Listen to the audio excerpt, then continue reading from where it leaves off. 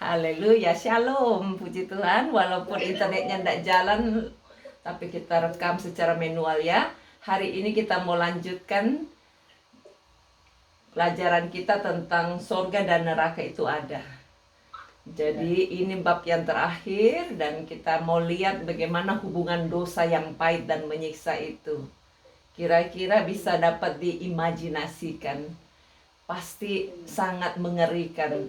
Tetapi kita bukan ditakut-takuti, tapi justru kita harus diingkaris untuk lebih siap siaga, berjaga-jaga, karena ini tidak bisa kita hindari atau tidak bisa kita minta kapan kita mau tidak ke sana, tapi kita harus berbuat sesuatu yang membuat kita tidak jadi ke sana. Ya, karena Yesus sudah berkorban mati-matian untuk kita, kenapa kita harus masih ke sana? Ya, jadi kita harus periksa baik-baik bahwa kasih Tuhan itu sudah sangat besar untuk kita. Jangan sampai kita masih terpesona sampai akhirnya juga masuk ke sana, kan tidak boleh dong. Untuk apa Yesus mati kalau kita masih ke sana? Ya. Kalau kita di dunia ada dua orang yang saling bercinta-cintaan, duduk bersama, alangkah manis dan eloknya.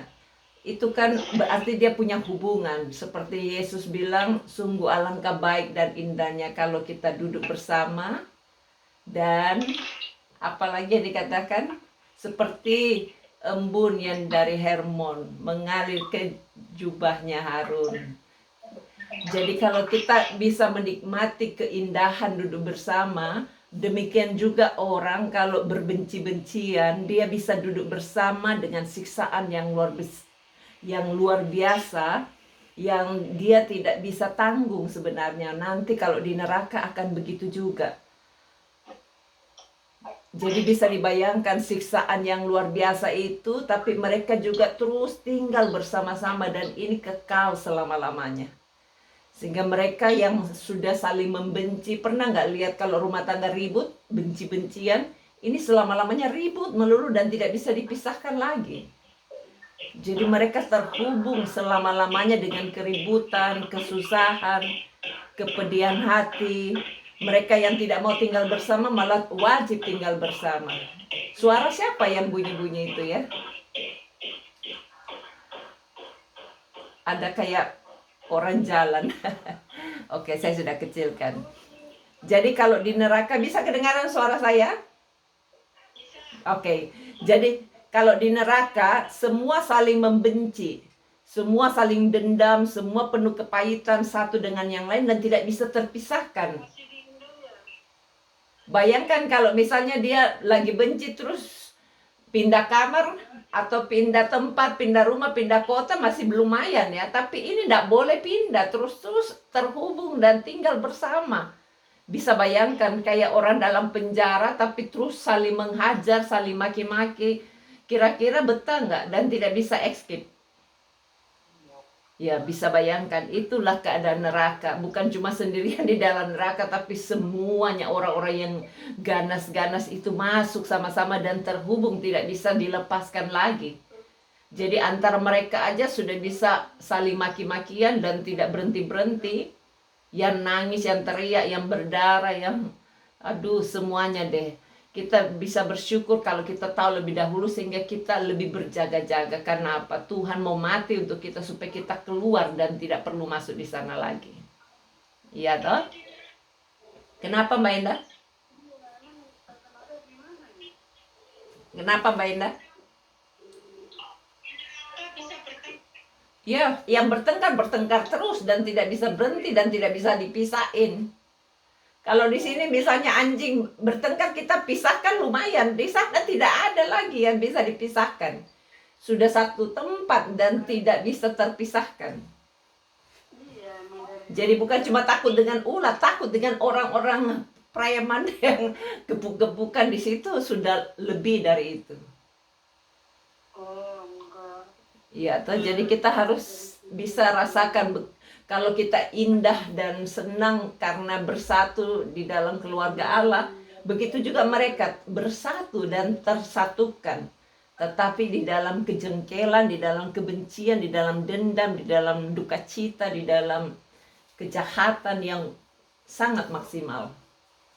Jadi kita harus pahami baik-baik supaya di neraka itu bukan cuma orang yang penuh dengan ulat dan api. Ini dengan karakter-karakter yang segala macam. Kalau ada roh kenajisan dengan segala kenajisannya yang memuakkan. Ya, jadi kita harus bersyukur Tuhan menguduskan kita bukan karena dia egois, supaya kita bisa layak tinggal bersama dengan Tuhan di sana. Kalau tidak, tempatnya tidak ada yang di tengah-tengah, hanya ada neraka atau sorga. Jadi mereka yang di sana tidak tahan dan tidak bisa escape, tidak bisa keluar. Dia tidak berdaya dan harus bersama-sama dalam kebencian dan kepahitan selama-lamanya. Ada suara masuk, siapa punya suara itu? Oke. Oke, jadi suami istri yang rukun di dunia, jangan harap rukun di neraka. Jadi mereka digoda, diganggu, melebihi batas sampai menjadi marah dan berkelahi satu sama lain dengan penuh kebencian yang berkobar-kobar. Kadang-kadang kan suami istri hari ini rukun, besok bertengkar. Hari ini bertengkar, besok rukun. Kalau di sana bertengkar melulu. Nah, kalau kita mau bertengkar rukun, sampai di sorga kira-kira keterima nggak? Nggak ada yang abu-abu, harus benar-benar rukun. Jadi yang tidak rukun jangan merasa cuma sebentar aja. Di neraka loh jadinya. Lebih baik kita hidup rukun. Karena kita disuruh kawin supaya kita diolah sampai menjadi orang yang bisa rukun. Mengalah itu bukan berarti kalah, mengalah untuk menang. Ya, daripada berantem. Ya, bukan persoalan ribut di dunia yang membuat anak-anak kasihan, tetapi sorga itu tidak bisa menerima orang berantem, karena di sorga tidak ada yang berantem. Jadi karakter kita yang benci, pahit, dendam, suka berantem, tidak menerima, itu harus dikikis habis. Untuk itulah kita disuruh kawin, supaya kita ketahuan yang mana yang perlu dikikis lagi. Ada orang cerai aja, lalu tidak terpisahkan, lalu tidak terolah, tidak terproses. Karena orang lain yang dia kawini pasti tidak tahu seluk-beluknya mulai dari mana lagi prosesnya. Itu saja Tuhan bilang tidak usah poligami, tidak usah kawin cerai. Ya, jadi mereka yang hidup hari ini masih sering cekcok, lebih baik latih baik-baik merendahkan diri. Contoh ya, saya kalau ada anak saya tidak nurut gitu ya. Mereka sekarang nurut, tapi pernah kalau tidak nurut dulu ya. Saya kadang-kadang sudah lupa.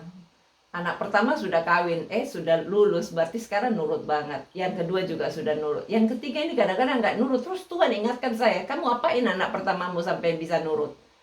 Oh, saya ingat mama saya itu dulu kalau kita nggak nurut, dia pakai bahasa Makassarnya, ampuni Tuhan, ampuni, sampai dia telungkup kepalanya di lantai.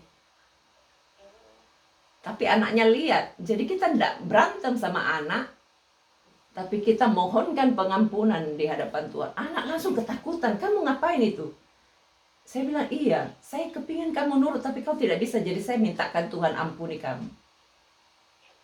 Langsung dia datang berdiri dan melakukan apa yang dia tidak biasa lakukan atau tidak mau lakukan. Kan kadang-kadang ketidaktaatan itu datang ya. Jadi kita jangan paksa, kamu nurut, kamu kok begini, tidak usah. Tuhan ampuni dia Tuhan. Telungkup ini kepala sampai di lantai. Di depannya dia. Bukan nyembah dia, nyembah Tuhan. Tuhan, aku sudah tidak bisa. Aku tidak marah sama dia, karena kalau aku marah, aku tidak bisa masuk surga. Bisa nangkap. Jadi ini simple banget, tapi dalam keluarga kita bisa disatukan, kita bisa dikelola, diolah supaya bisa menjadi orang yang benar-benar lulus karakternya. Ya, jadi kita semuanya bukan mau siapa menang siapa kalah. Kalau di dalam rumah aja tidak bisa kendalikan sesuatu yang Tuhan ingin kendalikan, bagaimana dengan di marketplace, bagaimana dengan di kerjaan atau pelayanan di dalam gereja, di dalam keluarga Allah. Kita harus praktekkan cara-cara ini ya. Ada pertanyaan sampai di sini? Bayangkan kalau dosanya sangat sempurna, karena di neraka itu sempurna sekali dosanya. Kalau di sini kan kadang-kadang hari ini taat, besok nggak taat. Hari ini taat, tidak taat. Hari ini baik, besok tidak baik. Itu masih bisa disenyumin. Tetapi itu adalah proses yang membuat kita tidak boleh main-main. Ketika ada ketidaktaatan, cepat dibereskan. Jadi tidak usah main tuding-tuding, bilang Tuhan ampuni, Tuhan ampuni. Darah Yesus sucikan, beres. Iya kan? Nah, kalau misalnya terhadap anak kita bisa ceritakan, tapi terhadap teman, pasti kita tidak boleh dong depannya dia langsung terlungkup. Nanti dia tambah marah. Jadi kita harus dalam hati lakukan itu, tapi prinsipnya sadari bahwa kita rendahkan diri, bukan mau paksa dia berubah, tapi Tuhan yang mampu mengubah dia. Mau mereka dirubahkan? Saudara mau mereka diubahkan? Iya, caranya begitu. Minta Tuhan yang ubah dia. Minta Tuhan ampuni dia. Jadi Tuhan bilang darah Yesus sudah tercurah sekali untuk semuanya, untuk mengampuni. Jadi tidak ada lagi kebencian, kepahitan, permusuhan yang tidak habis-habisnya. Semua akan berhenti. Ya, kalau tidak mau berhenti, ya lanjutnya di neraka, rugi nggak? Sudah diampuni kok masih masuk neraka, salahnya siapa? Justru itu langkah terakhir sangat menentukan, bukan karena kita sudah terima Yesus, masuk surga. Yang masuk surga terima Yesus itu yang mati langsung sedetik setelah dia terima Yesus, seperti orang yang disalib sebelahnya Yesus. Tapi kita kan tidak langsung mati setelah terima Yesus. Jadi kita harus pastikan nafas terakhir tetap berada di dalam atmosfernya Yesus.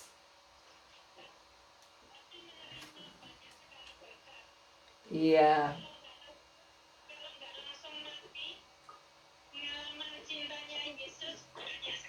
Iya, pasti berkatnya lebih banyak, tapi harus hati-hati hidupnya. Iya toh, kalau dia menyimpang ke kiri terus game over, masuk mana? Aku tidak tahu, Tuhan yang tahu. Ya, jadi kita harus setiap kali mau tidur, Tuhan, aku mau pemberesan nih, tolong saya introspeksi, saya apa yang masih kurang. Jangan sampai tidak nafas lagi ketika bangun. Siapa yang sangka si Susan itu baring-baring mau ke gereja, sudah masak spring roll masih ada di mejanya. Tapi ternyata dia cuma baring-baring, mungkin melepaskan lelahnya, tidak bangun-bangun.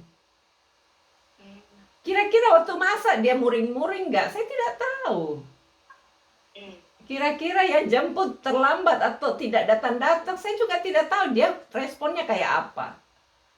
Tapi kan Tuhan yang menjadi hakimnya, pintu sorga sudah dibuka, kamu boleh masuk asal prosesnya sudah beres.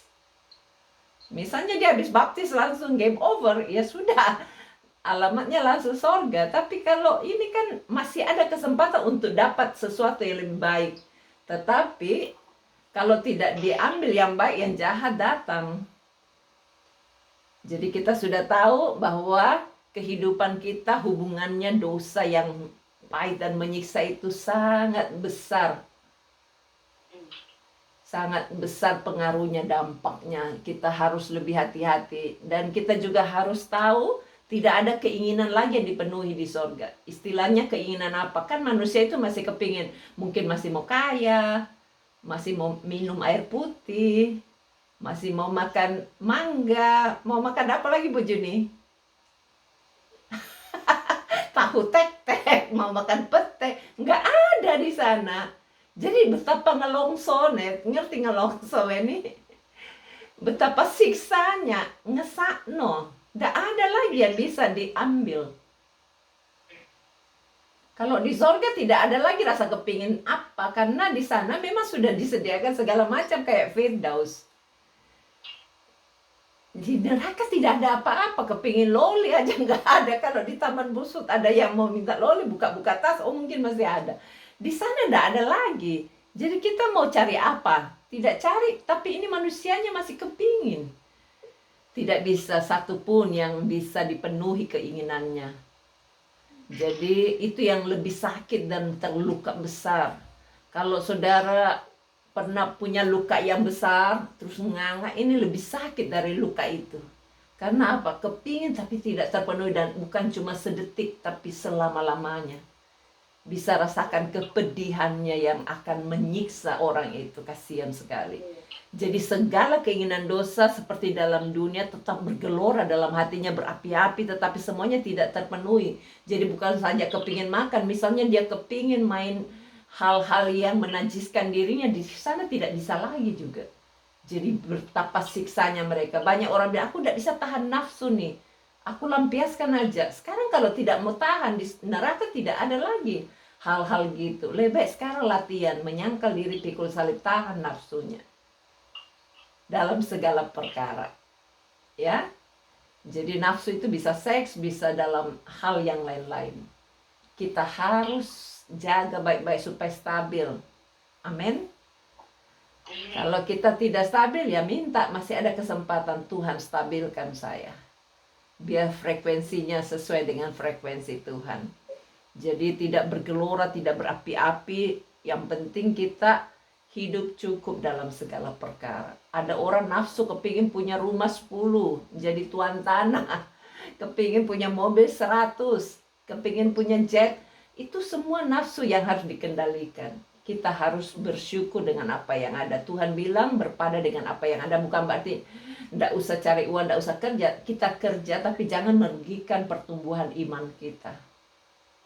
Karena kita tidak bertumbuh, bagaimana bisa menyerang atau melawan kuasa si jahat yang mau menghancurkan atau menghanyutkan kita masuk ke dalam neraka. Padahal neraka tidak ada satupun yang enak di sana. Jadi di neraka itu adalah suatu siksaan yang sangat dalam, apalagi mereka yang melihat sampai kapanpun keinginan mereka itu tidak mungkin bisa dipenuhi. Itu yang paling bahaya. Jadi akhirnya mereka tahu bahwa sia-sialah mengharapkan untuk mendapatkan keinginannya, karena satu pun tidak akan mungkin terpenuhi. Jadi kasihan banget, sedangkan keinginannya masih nempel di hatinya. Kenapa saya bilang keinginannya nempel?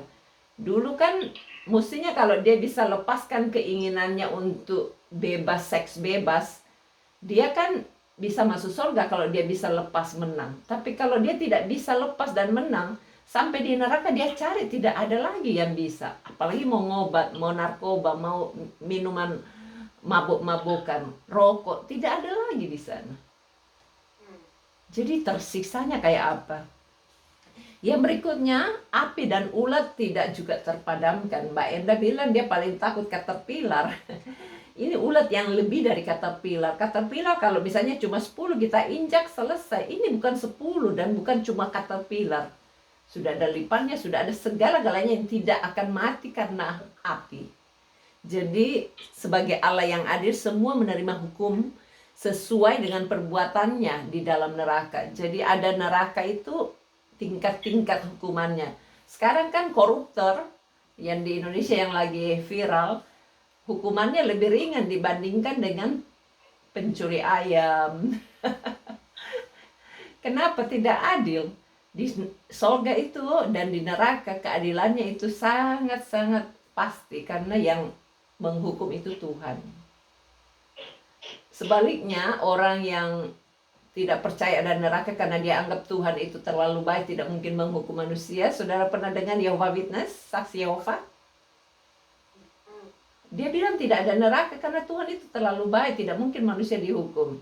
Nah, orang yang mengurangi firman Allah akan dikurangi juga pahalanya. Karena apa? Orang akan menghambur-hamburkan nafsunya karena dia merasa tidak ada yang menghukum nanti. Padahal sudah pasti Tuhan berkata dia itu adil. Dia memang penuh kasih, tangannya ada yang kasih, ada yang adil. Pada waktunya keadilannya harus bertindak dan menghukum semua orang sesuai dengan perbuatannya masing-masing. Tetapi terpujilah nama Tuhan, kita yang dulu pernah berbuat salah, dosa, asal kita akui dan tidak mau lakukan lagi dengan sungguh-sungguh, Tuhan ampuni dan dia lupakan semuanya dan dia catat nama kita di surga. Tapi kita harus kerjakan keselamatan kita dengan takut dan gentar. Ada pertanyaan? Itu kalau di surga ya, apakah kita dipersatukan lagi sama keluarga kita nanti? Iya, pasti kita kenal. Ingat Lazarus yang mati dengan orang kaya, dia masih tahu itu orang kaya, kasihan nangis. Dia bisa sadar yang mana keluarganya, yang mana temannya. Cuma tidak bisa lagi diseberangkan. Dalam Injil Lukas kan tulis kayak gitu. Terlalu jauh jaraknya dan itu tidak bisa lagi nyebrang kayak tidak ada jembatannya lagi. Jadi kalau sekarang mau tangisi keluargamu, tangisi sekarang. Tuhan itu tidak pernah lupa. Siapa yang ikut di Facebook pengalaman dalam Yesus? Saya ada masukan, ada orang dihajar sama suaminya 37 tahun. Berapa puluh tahun itu. Datang lagi suaminya, dia disirami, bukan dia yang siram, disirami air panas. Dia tetap ampuni, dia tetap tidak mau cerai. Tapi dia tangisi terus, akhirnya balik loh. Saya kalau baca sesuatu yang baik, saya kumpulkan, masukkan di Facebook pengalaman dalam Yesus. Kenapa Ibu Juni? Akhirnya apa tadi? Akhirnya dipulihkan, berubah loh suaminya. Jadi harus didoakan sungguh-sungguh sampai berubah. Karena kalau tidak, bayangkan ini suami kita kok tidak masuk surga. Itu kan kasihan, daripada kita komplain, lebih kita doakan nanti dia berubah. Karena kita dengan komplain tidak bisa mengubah dia, lebih kita doakan Tuhan yang ubah dia.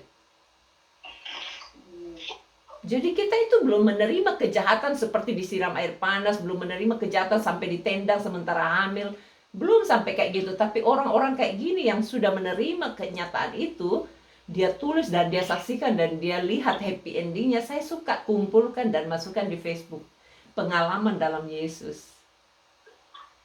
Ya, jadi setiap kita itu kalau ada kesaksian dikumpulkan, diceritakan bukan untuk show off, tapi untuk orang lain yang mungkin lagi struggle dalam hal apanya, bisa belajar. Karena kita ini harus lulus dan pastikan orang-orang sekitar kita juga lulus. Oleh kesaksian dan darah Yesus membuat kita bisa menang. Amin. Ya, jadi kita tidak main-main, kita ini belajar bukan berjalan di tempat. Kita belajar harus berjalan kepada satu tujuan, yang tujuannya ini sungguh-sungguh masuk neraka atau sorga, maut atau senang selama-lamanya. Jadi kalau bahasa maut bukan cuma masuk jurang maut yang kayak orang kalau tabrakan di pinggir gunung, masuk di lembah, bukan cuma itu loh. Ya, kalau lihat diagram petajaman yang saya kirim, kan saya pernah janjikan, saya baru ketemu, ternyata saya ada simpan di Instagram. Itu ada lubang yang tak terduga dalamnya, dan ini bagusnya ada ayatnya semua. Tolong dibaca ayatnya satu persatu supaya saudara tahu sebelum maut neraka kekal itu ada lubang yang tak terduga dalamnya. Itu belum ada api di sana, tapi sudah satu kamar juga dengan semua orang-orang gerombolan yang penuh dengan nafsu besar, penuh dengan preman, penuh dengan algojo, penuh dengan bodyguard yang jahat, yang penuh dengan orang yang tidak suka mandi. Bisa bayangkan deh, penuh dengan orang yang rakus, penuh dengan orang yang kelaparan. Aduh Tuhan, ampuni, jangan sampai kita ada di sana. Kenapa Tuhan bilang darahnya itu tertanggung kepada orang-orang, misalnya keluargamu, atau Yuli kan tadi tanya, misalnya keluarga kita itu masuk di neraka, kita itu kan bisa rasakan. Kenapa Tuhan bilang darahnya itu tertanggung kalau kau tidak ngomongin? Ngerti istilah itu? Itu ditulis dalam kitab Perjanjian Lama. Jadi darahnya itu tertanggung artinya apa gini? Kita itu rasa menyesal, kenapa aku tidak omongin ya? Aduh Tuhan, ampuni Tuhan, kenapa aku tidak ngomongin? Tapi siksa selama-lamanya karena kita lihat dia tersiksa. Tapi kalau kita sudah omongin, dia tersiksa, kita lihat, tapi kita bilang, lah kamu tak omongin dulu kan sudah. Jadi kita tidak tersiksa, tidak tertanggung lagi, ngerti rasanya? Jadi misalnya kita lihat ada anak, tapi itu anak kita sendiri, tapi dikasih makan tidak mau makan. Terus dia jadi kecil, jadi kurus, jadi sakit-sakitan, kita ngesakno. Tapi kalau kita sudah usaha kasih minum obat, kasih vitamin, kasih selera makan, terus dia masih belum mau, kita kan paksa, pegang kepalanya, dituang begini kan, supaya dia makan. Tapi dalam hal rohani juga begitu. Kalau kita sudah giniin terus dia masih lepe lagi, masih tidak mau lagi, masih pungut. Kadang-kadang nonjok orang lagi yang menginjili dia. Ya yang penting kita sudah lakukan bagian kita. Malahan ada kesaksian ya. Ada orang yang jahat sekali tapi ditelatenin, diperbuat baik kepadanya. Satu waktu sampai mati ini orang yang berbuat baik kepada orang jahat, dia belum berubah. Tapi ternyata masuk dalam kubur, orang jahat itu berubah. Ketika orang baik itu bilang, ketika orang baik itu masuk di dalam kuburan, orang jahat datang liatin. Loh, ternyata ada kematian ya. Ternyata dia happy sekali ya matinya. Ada kan orang kalau mati langsung kayak menakutkan dan tragis gitu ya. Tapi kan akan terlihat damai sejahtera yang mengikuti dia. Itu membuat dia berubah loh. Jadi cerita-cerita ini banyak sekali. Kadang-kadang Pak Johan cerita kalau di khotbah. Malahan ada juga orang-orang yang di Irian Jaya diinjilin tapi dia tidak mau. Penginjil yang dari Amerika dimatiin. Tapi penginjilnya itu tidak takut, anaknya lagi yang datang, tidak takut, dibunuh lagi tidak takut. Tapi akhirnya semua orang-orang di Irian yang sudah percaya Tuhan Yesus itu karena adanya orang penginjil ini yang berani mati untuk mereka. Jadi tidak ada yang sia-sia kalau kita korbankan apapun yang kita bisa lakukan. Cuma bukan dibodoh-bodohin, tapi berjalanlah menurut pimpinan Roh Kudus. Kalau Roh Kudus bilang A, kita lakukan A. Jangan kita mau lakukan A, B, C, D, E sampai semuanya jadi semrawut. Justru itu kita yang sudah diselamatkan harus dipimpin oleh Roh Kudus. Sehingga apa yang kita pelajarin sungguh-sungguh kita terapkan seperti yang Tuhan mau. Dan jangan lupa sebelum tidur periksa diri, introspeksi. Karena kita tidak tahu kapan game overnya. Dalam pemahaman Alkitab ini, grup kita sudah 2 yang game. Tahun lalu Rosalina, tahun ini Susan. Kita harapkan semuanya bisa tinggal tetap sampai Tuhan Yesus datang kembali. Karena apa? Itu ada pertunjukan di mana kita bisa ikut serta. Justru itu kita harus jaga kesehatan baik-baik. Jangan makan over gula, jangan makan over garam. Katanya itu Pak Yusuf suaminya Nita, dia turun 10 kilo karena apa? Cuma ngurangi garam dan gula. Karena garam dan gula itu kalau banyak di dalam tubuh kita, makanan itu mengikat dan menjadikan sesuatu tidak bisa cair turun ke jamban. Karena badan kita ini kan penuh dengan air. Jadi kalau kita pakai garam dan gula berlebih-lebihan, memang kita butuh garam, kita butuh gula, tapi jangan berlebih-lebihan kayak minum Coca-Cola, itu gulanya separuh loh.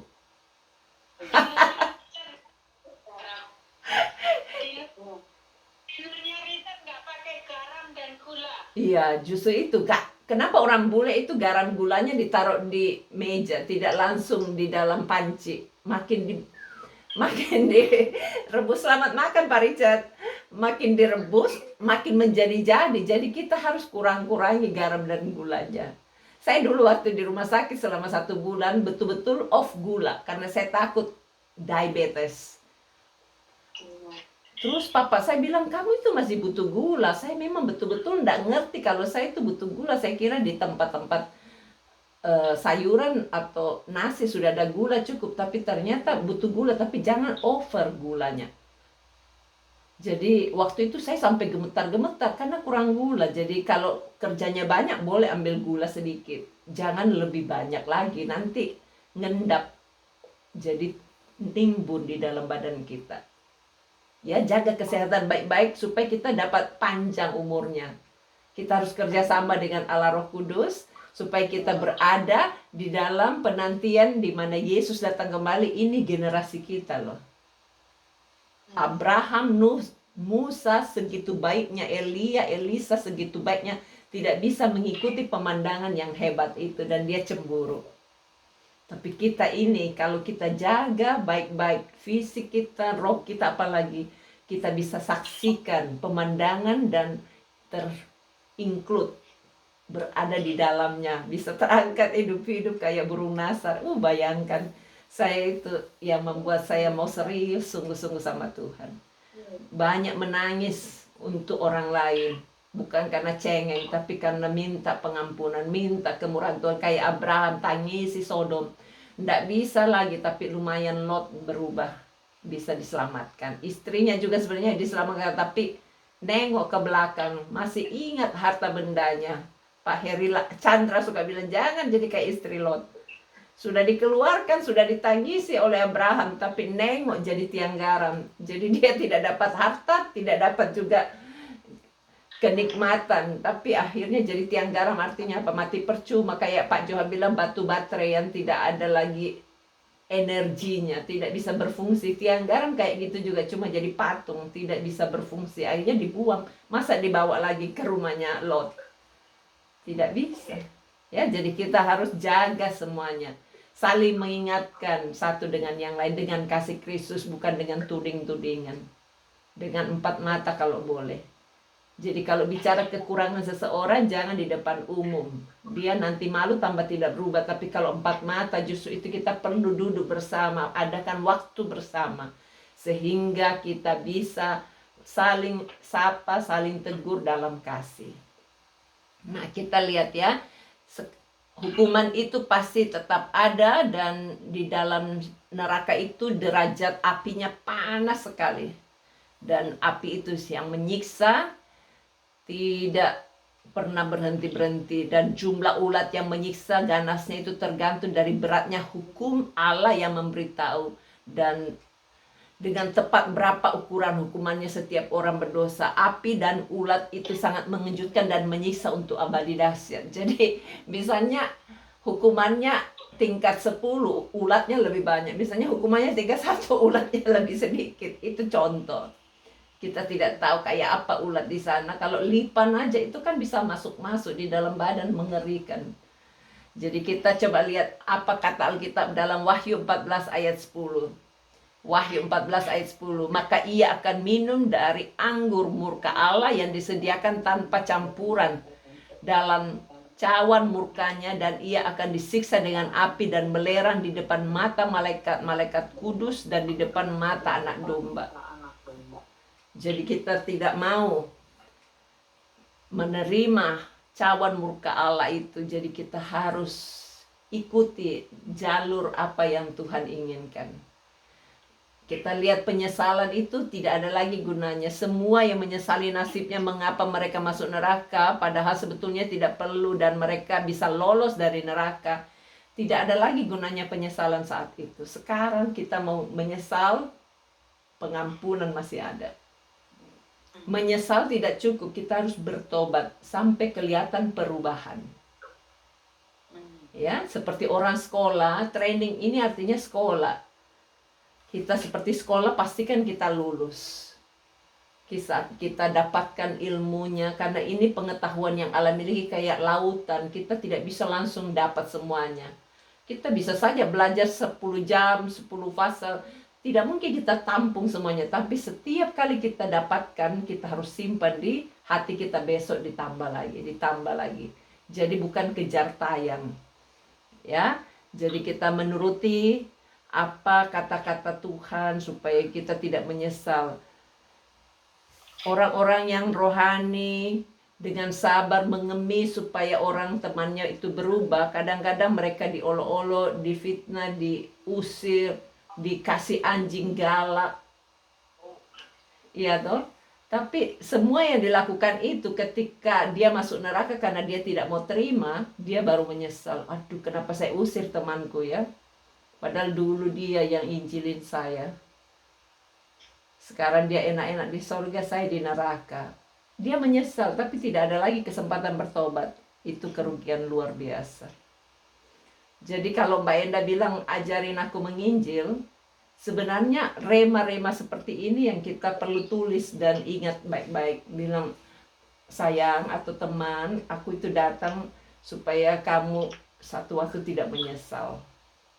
Karena waktu nanti kalau benar apa yang saya pelajarin ini, kamu tidak menuding aku lagi, kenapa kamu tidak ajarkan saya.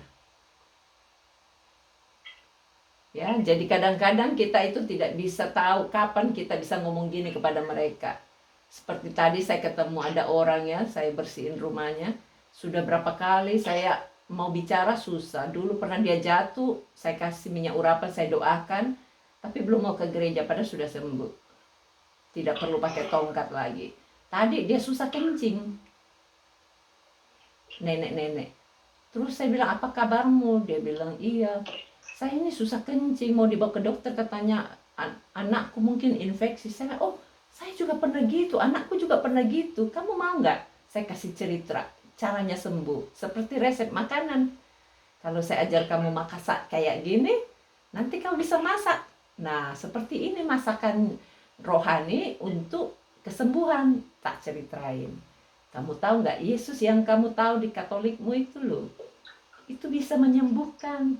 Dan Alkitab itu bilang kalau kamu pakai minyak urapan dalam nama Yesus, kamu sembuh.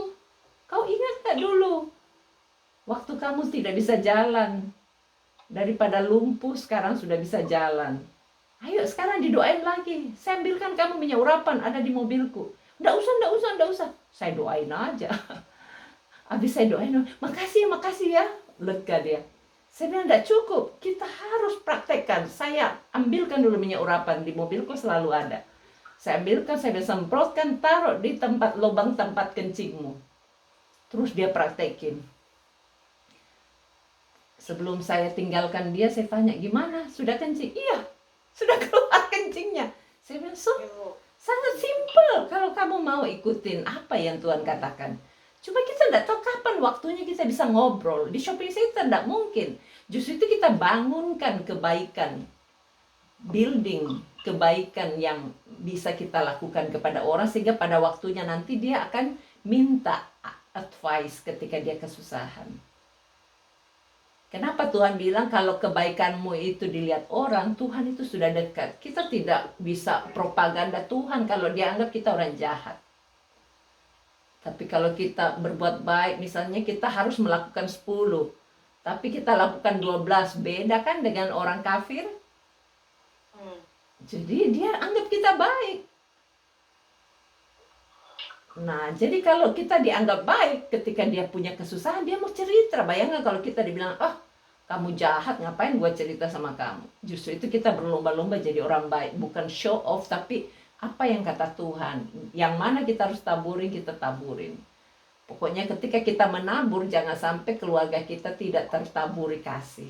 Keluarga kita paling pertama. Ya, jadi kita harus manage waktu kita, tujuan hidup kita, supaya kita bisa menabur dan terus menabur. Karena orang menabur pasti akan menuai. Saya kepingin bukan saja menuai keuangan, tapi menuai jiwa-jiwa. Karena uang tidak dibawa ke surga, tapi jiwa itu yang kita bisa bawa ke surga. Ya, jadi kita selalu pikirkan semua yang kita lakukan. Kita mau menerjemahkan, kita mau ngajar, kita mau jadi guru, kita mau jadi tukang masak, semua itu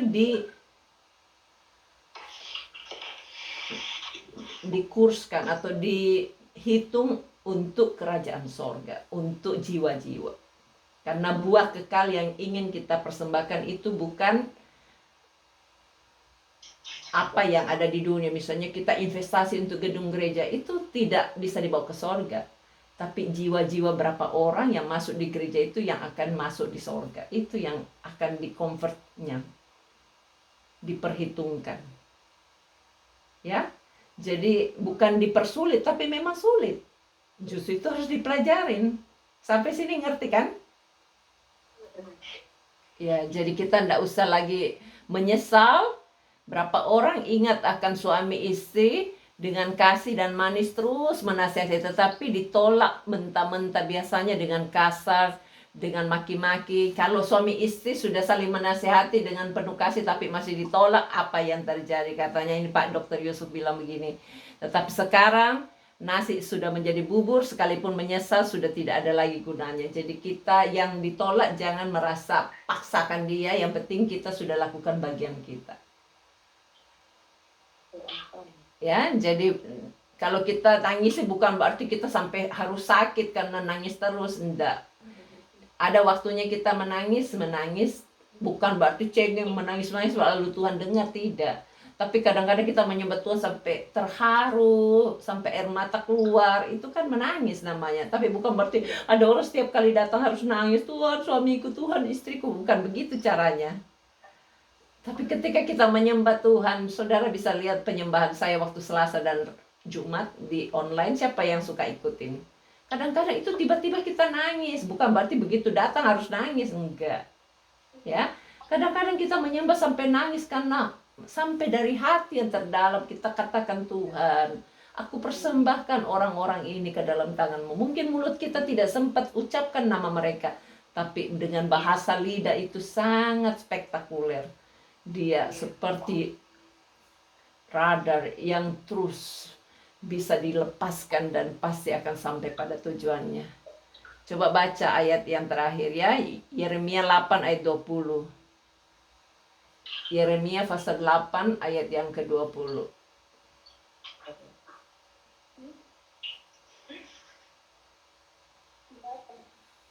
Musim panen sudah lalu, kebangkitan orang benar dan masuk dalam surga. Musim panas sudah selesai, tidak ada lagi buah lagi yang bisa dipetik. Tetapi kita tidak selamat, suatu penyesalan abadi yang sia-sia. Saya belum masukkan di sini ya, tetapi ayat ini menyatakan bahwa ada waktunya sudah selesai dan semuanya tidak bisa lagi diampuni. Sekaranglah waktunya kalau kita mau minta ampun benar-benar supaya tidak terlambat. Ya, coba baca lagi Ibrani pasal 2 ayat 3. Bagaimanakah kita akan luput jikalau kita menyanyiakan keselamatan yang sebesar itu, yang mula-mula diberitakan oleh Tuhan dan oleh mereka yang telah mendengarnya kepada kita dengan cara yang dapat dipercayai. Jadi kita selalu harus menghitung waktu untuk bertobat, tidak bisa ditunda-tunda karena Tuhan itu bilang apa? Dalam Yakobus 4 ayat 14, sedang kamu tahu apa yang akan terjadi besok. Apa arti hidupmu? Hidup itu sama seperti uap yang sebentar saja kelihatan lalu lenyap. Jadi kita harus perhatikan, kalau hari ini harus bertobat, lebih baik bertobat sebelum selesai waktunya. Ibrani pasal 3 ayat 5 katakan, dan Musa memang setia dalam segenap rumah Allah sebagai pelayan untuk memberi kesaksian tentang apa yang diberitakan kemudian. Jadi kita harus ikuti orang-orang yang menjadi teladan dalam Alkitab, supaya kita tidak mengikuti tokoh-tokoh yang lain. Misalnya kita nonton yang lain-lain, akibatnya kita kepingin menjadi seperti yang kita tonton. Benar nggak Mbak Enda? Misalnya suka drama Cina, Dracin. Akibatnya kita kepingin tergiur menjadi seperti dia kan. Tapi kalau kita tonton tokoh-tokoh Alkitab, orang-orang yang kita panutin, pasti kita akan mau menjadi seperti dia juga. Itu sebabnya kita harus terus bercermin, melihat orang-orang yang sudah memberikan kesaksian dalam hidupnya, supaya kita akan menjadi sama seperti dia. Saya dulu waktu masuk sekolah Alkitab kan ada prakteknya. Waktu saya praktek di tempat yang sangat sederhana, sampai digigit tikus sedang tidur. Kalau saudara sedang makan terus banyak tikusnya, logis karena banyak kotoran. Saya sedang tidur pun dimakan tikus, dimakan nyamuk. Logikanya itu saya mau mundur aja. Itu logika daging. Tetapi tiba-tiba Tuhan kasih lihat saya, ada satu ibu sudah tua, itu adalah guru saya. Setiap kali dia ngajar saya itu saya ngantuk, tapi Tuhan kasih lihat saya, dia lewat dalam pandangan saya sedang saya tidur. Dia naik turun tangga tertatih-tatih. Kenapa dia bisa lakukan itu? Karena dia cinta Tuhan sampai akhir hidupnya. Dia tidak banyak bicara membuat semua student bisa ngantuk kalau dia ngajar. Tetapi ketika saya hampir give up, Tuhan memperlihatkan saya Tante Maria Teani berada di dalam pandangan saya dan membuat saya bilang, Tuhan, saya mau setia seperti dia.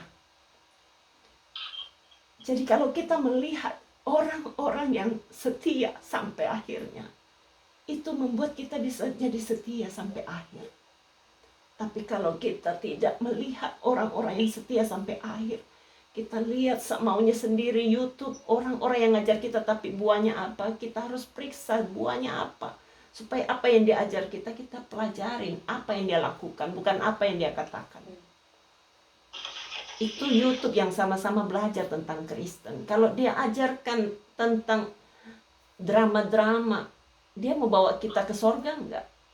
Dengan memuaskan nafsunya, menghabiskan waktunya. Jadi saudara lah yang menentukan apa yang saudara ingin lihat hari-hari ini. Jangan dihabis-habiskan waktunya. Anggota tubuh kita itu diserahkan kepada Tuhan, bukan dengan lagu aja, tapi dengan praktek hidup setiap hari. Karena hidup itu tidak ada dua kali jalan, semua cuma one way street. Dan waktunya berangkat bukan kita yang tetapkan. Kalau kita sama-sama mau berangkat ke Jepang misalnya, kita bisa bilang, jam sekian, jangan terlambat ya. Tapi ini kita tidak bisa berkata jam sekian, karena kita tidak tahu kapan itu waktunya. Dan tidak boleh terlambat, karena tidak ada pesawat berikutnya. Jadi kita harus hati-hati supaya kita tidak tertolak. Karena kalau kita sekali tertolak selama-lamanya. Apa arti hidup itu? Jadi neraka itu sungguh ada. Dan neraka itu tidak membuat kita mati, tapi hidup juga, tapi selama-lamanya. Tidak ada akhirnya dan tidak mungkin bisa lolos. Tidak ada sahabat yang bisa nolong. Tidak ada kemungkinan sedikit pun untuk keluar dari neraka. Belum menjalani 100 tahun, kita sudah mikirin, aduh siksanya. Apalagi ini bukan 100 tahun, selama-lamanya. Jadi kalau memang orang di neraka itu bisa gila, ya gila-gilaan terus. Tapi tidak bisa berhenti dari gilanya. Hari-hari ini kalau kita lihat orang-orang gila-gilaan, mungkin kita masih bisa doain disembuhkan. Mungkin kita masih bisa lihat dia sembuh. Mungkin kita masih bisa menjauh dari dia. Tapi kalau di neraka terus satu tempat dengan dia. Kalau neraka, kalau penjara kan masih ada blok-bloknya. Ini blok yang kasar, jangan dicampur dengan blok baik supaya tidak kena gebuk. Kadang-kadang disiksa dengan permainan seks yang paksa. Tapi kalau di sorga atau di neraka itu tidak ada lagi batas-batasnya. Jadi tersiksanya minta-minta ampun. Jadi kita harus sungguh-sungguh sadari kenapa kita ada di tempat ini untuk belajar. Karena kita mau luput dari neraka. Dan kunci kerajaan maut sudah diberikan. Tuhan sudah ambil alih ketika dia mati di kayu salib. Itu sebabnya kita harus sadari bahwa dia sudah berikan kepada kita. Dan kita harus pakai dan mengalami kemenangan seperti dia sudah menang. Saudara tahu bagaimana cara membimbing doa keselamatan kepada temannya? Itu saya sudah masukin juga. Coba kita baca sama-sama. Bapa kami di dalam surga, saya percaya akan firman-Mu dan percaya akan Tuhan Yesus sebagai juru selamat dunia dan juru selamat saya. Tuhan Yesus sudah lahir dan mati di salib untuk menebus dosa saya. Dan sekarang sudah bangkit kembali. Sekarang saya mau menerima Tuhan Yesus sebagai juru selamat saya. Ampuni semua dosa saya mulai sekarang. Saya menjadi anak-anak Allah dalam Kristus. Tolong saya selanjutnya dalam hidup sehari-hari sampai saya masuk dalam kerajaan sorga. Doa ini saya mohonkan di dalam nama Tuhan Yesus Kristus, juru selamat saya. Terima kasih Tuhan. Amin. Nah, sekarang saudara sudah selamat dan dengan pengakuan saudara, tapi kan belum sampai game over. Jadi kita harus pertahankan keselamatan ini dengan mengaplikasikan semua doa-doa kita setiap hari. Karena dengan hati orang percaya, dia dibenarkan, dengan mulut orang mengaku dan diselamatkan. Kita sudah akui, tapi kita harus dibenarkan lewat kepercayaan kita yang kita perlihatkan kepada semua orang. Step by step kita akan sampai ke sana. Yang penting kita sudah tahu jalannya. Lihat video klipnya tadi itu, orang non-Kristen aja bisa tahu jalan kebenaran dan hidup Tuhan sudah berikan, jangan pindah jalan lagi. Ya? Kita nyanyikan lagu tadi ya. Saya kalau pilih lagu itu selalu diingatkan Roh Kudus, jadi tidak setengah mati pilih-pilih lagu. Kalau saudara mau jadi song leader, worship leader, jangan bilang, lagu apa ya, lagu apa? Tanya Roh Kudus mau nyanyi apa. Tiba-tiba diingatkan. Jadi tidak ribet untuk cari lagu. Justru itu hati saudara harus dipenuhi dengan pujian. Ya, saat ku masuk ke hadirat-Mu, ku tersungkur dan sembah-Mu. Ku persembahkan korban syukurku yang terbaik baik bagimu. Ku bawa korban syukurku ke tempat kudus-Mu Tuhan. Hatiku limpah dengan syukur, sebab Tuhan baik selamanya. Ku bawa korban syukurku ke tempat kudus-Mu Tuhan. Hatiku limpah dengan syukur, sebab Tuhan baik. Oh, sebab Tuhan baik. Kami percaya Tuhan, kebaikan-Mu terus akan memenuhi kehidupan kami. Kami sudah menikmati kebaikan-Mu Tuhan, tak habis-habisnya kami mau bersyukur, dan bantu kami menjalani hidup ini dengan takut dan gentar mengerjakan keselamatan kami, karena keselamatan ini Engkau berikan bukan dengan gratis atau barang murahan, tapi karena terlalu mahal sampai kami tidak bisa bayar. Engkau bayar dengan mati di kayu salib sampai berdarah-darah, hancur tubuhmu, karena ini terlalu penting bagi manusia. Bantu kami menggemakan setiap apa yang kami sudah rasakan itu, supaya semua orang tidak menyesal di kemudian hari, karena hubungan dosa itu pahit dan menyiksa. Kami tidak bisa bicarakan satu persatu kesulitannya orang di neraka itu, tapi apapun yang kami bisa pelajari hari ini, bantu Tuhan Roh Kudus meteraikan dalam hati kami, supaya bukan saja kami tidak di sana, tetapi teman-teman, keluarga kami, anak cucu, mantu, siapapun juga Tuhan, tarik mereka, ampuni mereka Tuhan, berikan kemurahan-Mu Tuhan, supaya semua bisa dapat keselamatan. Bukan menerima lalu membuang, bukan menerima lalu melepeh dan menyia-nyiakan, karena Engkau tidak mau orang-orang yang suam-suam. Harus serius sungguh-sungguh, karena waktunya sudah sangat singkat. Dunia digoncang-gancingkan dengan gempa, dengan peperangan, dengan kehidupan yang tanpa kasih. Ampuni Tuhan, jangan biarkan kami terseret dengan gaya hidup dunia yang begitu norak dan menjijikkan. Lepaskan kami semua dari yang jahat, karena Engkaulah yang punya kerajaan, kuasa dan kemuliaan sampai selama-lamanya. Kurialah kepala ya raya sikiara balaba kepala ya. Kiara balaya laba kepala ya laba kepala.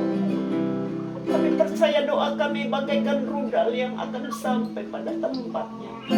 Kami doakan dari hati kami yang terdalam, orang-orang di sekitar kami, saudara-saudara kami, supaya semua mau punya telinga untuk mendengar. Hancurkan semua kuasa kegelapan, roh-roh jahat yang membuat mereka tuli, yang membuat mereka buta dan tidak bisa melihat apa yang kami sedang lihat hari ini. Tolong Tuhan, supaya makin banyak orang dibukakan matanya dan mempersiapkan waktu-waktunya sehingga tidak menyesal di kemudian hari. Roh agamawi, roh Taurat kami hancurkan dalam nama Yesus. Pergi tinggalkan, darah Yesus sucikan. Kurialah kepala ya raya sikiara kepala ya raya. Tolong Tuhan, supaya tidak ada satupun yang membenarkan diri, karena manusia semua seperti kain lara, seperti rumput yang bisa layu dan segera bisa dimusnahkan. Jangan biarkan kami menjadi batu-batu yang mati. Buat kami berfungsi dan memiliki tujuan yang tepat, yang benar, karena kami sudah berada dalam jalan yang benar, sehingga kami bisa hidup dan mengalami kebenaran yang Engkau miliki itu. Terima kasih Tuhan, terima kasih. Segala puji syukur padamu Tuhan. Meteraikan firman-Mu dalam hati kami, buat kami bisa lebih hari lebih menjadi bijaksana melakukan setiap kebenaran-Mu. Di dalam nama Yesus kami berdoa dan bersyukur. Amin. Tuhan berkati. Tunggu dulu kita di foto ya supaya bisa di absen. Tuhan berkati. 1, 2, 3. Sampai jumpa. Ya, bye. Tuhan berkati.